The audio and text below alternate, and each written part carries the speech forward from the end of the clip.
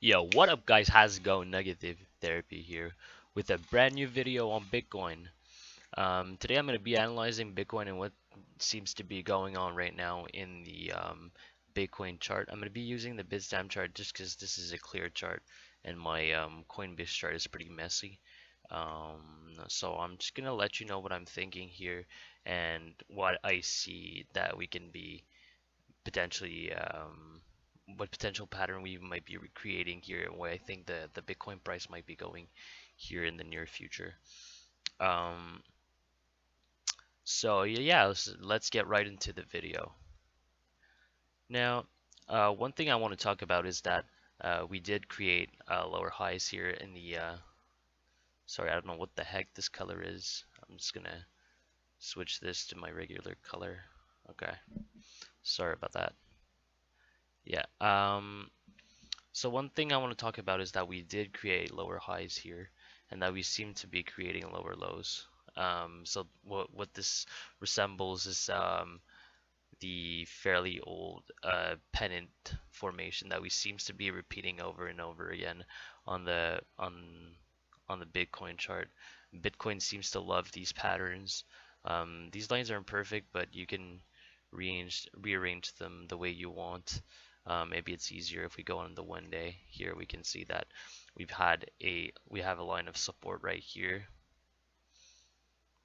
and that potentially here we're likely to be closing above this line here today, so that we can finish this formation here. You can use the wicks here if you want. So yeah, you can clearly see that this is potentially a pennant. You can also use the bodies. If we do something like this, you can see that this also looks like a pennant. And pennants are usually continuation patterns, but well, for Bitcoin, usually in an uptrend, what we get is a trend, then we fight the trend, and then we keep going higher. And what seems to be going on right now is a repeat of a continuation pattern. But I just want to go over what people have been saying on social media, and that this could potentially be an imitation of what happened at the bubble pop in 2017. And you can see here that there is some comparison. We created a high, then a lower high. We got a significant dump, a rally, a fake rally, then another another dump.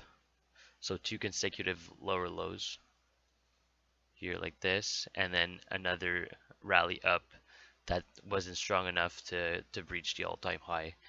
And then you know what happened, we broke for and never saw these levels again.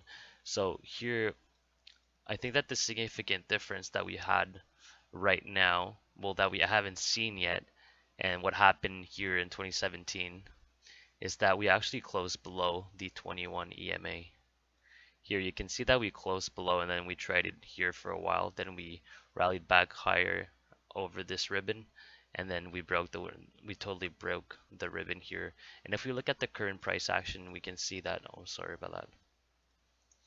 If we look at the current price action, you can see that we did not close below that 21 EMA yet.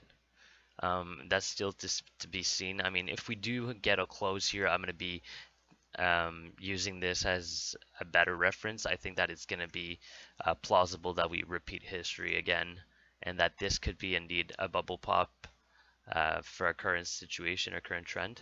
If we go on the weekly, you can see that there are some similarities here. Sorry, not the weekly, we need the monthly, I think. Yeah. So you can see on the monthly here that we get a higher wick and a smaller wick in the same here. And that potentially if we close here, then in that case, we would be closing exactly at the same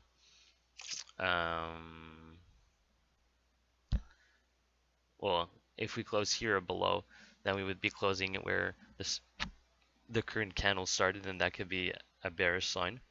But for now, I don't think that we need to pay attention to this until it actually happens. I think that we're still good for I mean, we might get a correction, but I don't think this is in the cards. I don't think that we're gonna get the same situation that we did in 2017. Just because, well, for once, everyone is talking about it, and I don't think it's a fair assumption. I think that we need to see further um, price action before we can determine that. I think that we need to have a close below this 21 EMA ribbon. I mean, not the EMA ribbon, but the 21 weekly. And if we do, then I'll pay more attention to that. But for now, I think that it's fair to assume that this is a pennant and that we can be ready to go higher in the near future. If you want to um, place your lines a bit further down the road, somewhat like this maybe, yeah. So this would be more like a pennant. It would look more like a pennant, and this would last for exactly about the total pattern would be about 30 days, which has been what we've been consolidating for in the past. Here you can see we've traded for about 30 days, so I think that we could be seeing a break around the end of this pattern here, either to the downside or the upside. Pennants are really 50-50 chance of breaking upwards or downwards. But if we look at our trend and the trend is your friend until it ends. So I think that this is more likely to break to the upside for a break of the 618 extension. When I say the 618 extension is when you take the fib from the top of our previous bull market peak all the way to the bottom, you can see that this is the 618 extension. So yeah, that's pretty much all I want to talk about for today. I think that's what I'm seeing right now in the cards. We can see here on the 4-hour that we're getting maybe a small breather here. We might get a bounce here, which would act exactly for my pennant formation. And I think that it's a possibility here. There's good support. You can see here at the 11,500 that we've had significant support in the past. I'd say more like 11,400, 11,500. Around these levels, there's a good area of support, and I think that this would be a fair area for a bounce. And you can see right now that we're currently trading over these levels that we tested the 4-hour, 100-day EMA, but we didn't close below it. We tested it twice, and now we seem to be heading for higher levels. We can see that the 50 EMA on the 4-hour is currently acting as resistance, as this ribbon here is some nice resistance, but I think that we might see a bounce here to potentially maybe 13,000 or somewhere around 12,000 something, somewhere along this line here to fit the pennant. Maybe you can use this line instead. We can use this line instead to make sure that we don't get caught in the price action. If we use the daily, then we can see that if we use the candle bodies, then in that case, we might be rallying to 12,000 instead of like 13,000. We might be 12,500, which would make a lot of sense because 12,450 is a big area of resistance. We can just clearly see it here that it's our prior high here in in um, in the past here, and you can see that it's been acting as support right here, and it was resistance all through this consolidation period here.